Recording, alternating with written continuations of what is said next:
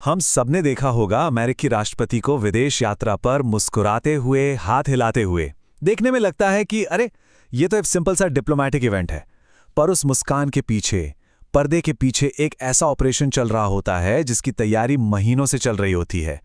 तो चलिए इस विश्लेषण में हम इसी विशाल, लगभग अदृश्य लॉजिस्टिक्स की परतों को खोलते हैं। तो मतलब जो हमें दिखता है वो तो कहानी का बस एक छोटा सा हिस्सा है। असल में ये दुनिया का सबसे महंगा और सबसे हैवी सिक्योरिटी वाला शो होता है। एक ऐसा शो जिसके हर एक कदम की स्क्रिप्ट मिनट दर मिनट पहले से ही लिखी जा चुकी होती है। ये एक लाइन ही इस पूरे ऑपरेशन के स्केल को समझाने के लिए काफी है। सोचिए, ये सिर्फ एक इंसान की यात्रा नहीं है। ये तो ऐसा है जैसे आप एक चलते फिरते किले को एक महाद्वीप से दूसरे तक ले जा रहे हों। तो सवाल यह है कि आखिर ये सब होता कैसे है? चलिए अब इसमें थोड़ा और गहराई से उतरते हैं। हर चीज की शुरुआत होती है राष्ट्रपति के एक भी कदम उठाने से कई कई महीने पहले। ये एक मैराथन है, स्प्रिंट नहीं, और पहला पड़ाव है बेहद डिटेल्ड प्लानिंग। तो शुरुआत होती है व्हाइट हाउस के वेस्ट विंग में एक मीटिंग से। जब प्रेसिडेंट हाँ कह देते हैं तो एक डॉक्यूमेंट बनता है, प्रेसिडेंशियल डिसीजन मेमो या पीडीएम। इसके बाद एक और डिटेल्ड डॉक्यूमेंट जिसे कहते हैं ट्रिप डायरेक्टिव ऑर्डर्स या टीडीओ अलग अलग डिपार्टमेंट्स को भेजा जाता है, और यहीं से असली खेल शुरू होता है। इन्हीं ऑर्डर्स के बेसिस पर एक एडवांस सर्वे टीम बनाई जाती है। और सुनिए, ये कोई मामूली टीम नहीं होती।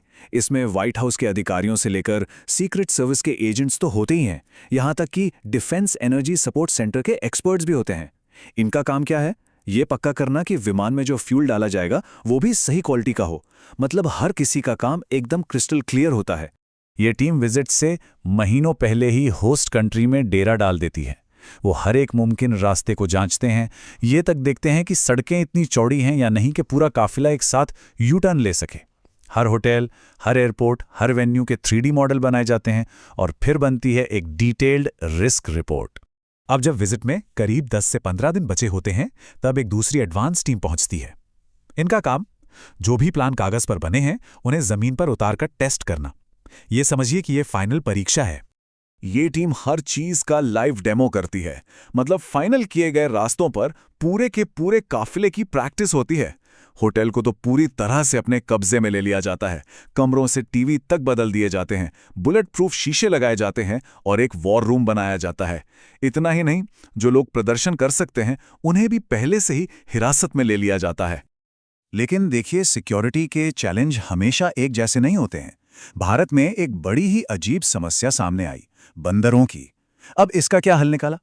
पहले तो ट्रेन लंगूरों को काम पर रखा जाता था, लेकिन जब जानवरों पर क्रूरता की बात उठी तो एक और भी अनोखा तरीका निकाला गया। ऐसे लोगों को हायर किया गया जो लंगूर की आवाज निकालकर बंदरों को भगा सकें। कमाल है ना?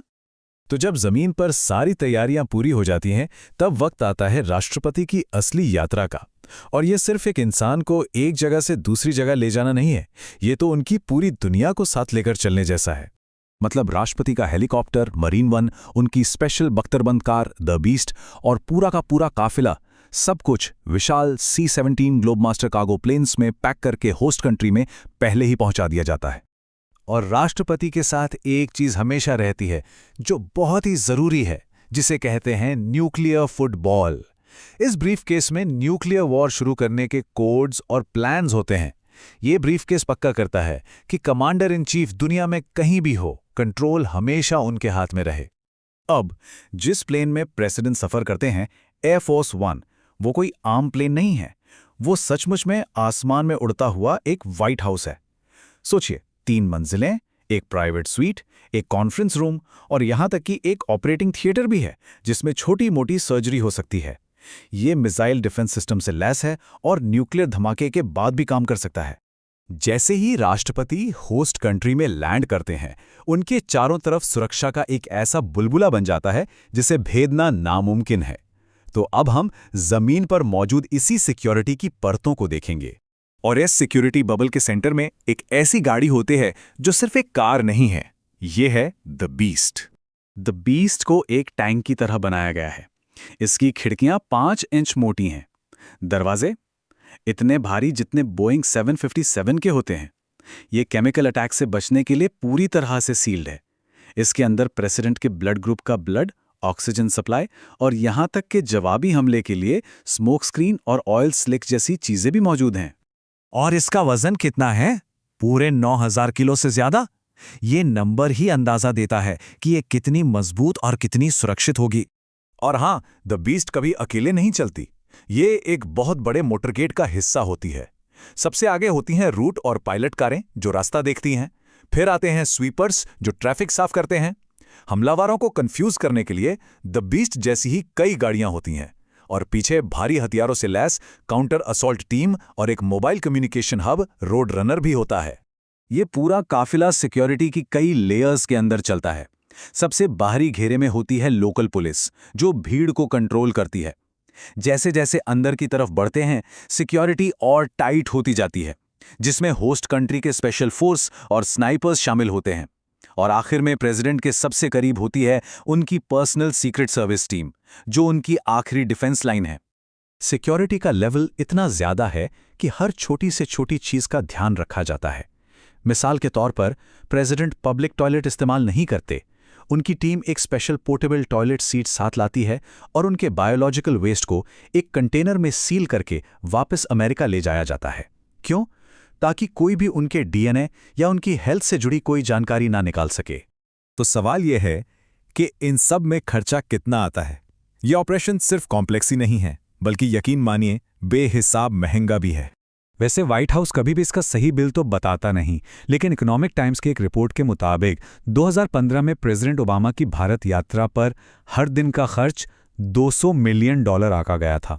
अब व्हाइट हाउस ने इस आंकड़े को माना नहीं, लेकिन इससे इस ऑपरेशन के विशाल फाइनेंशियल स्केल का एक अंदाजा तो लग ही जाता है। तो अगली बार जब किसी अमेरिकी राष्ट्रपति को विदेश में हाथ हिलाते हुए देखें तो ये याद रखने वाली बात है कि उस एक मुस्कान के पीछे एक अदृश्य सेना, महीनों की प्लानिंग और एक आसमान छूती लागत है। ये सिर्फ एक इंसान की सुरक्षा नहीं है, ये एक सुपर पावर के प्रतीक की सुरक्षा है। और ये हमें इस सवाल पर सोचने को मजबूर करता है कि कूटनीति की असली कीमत क्या है और हम कैसी दुनिया में रहते हैं जहां दो देशों को जोड़ने के लिए इस तरह के एक अभेद्य किले की जरूरत पड़ती है।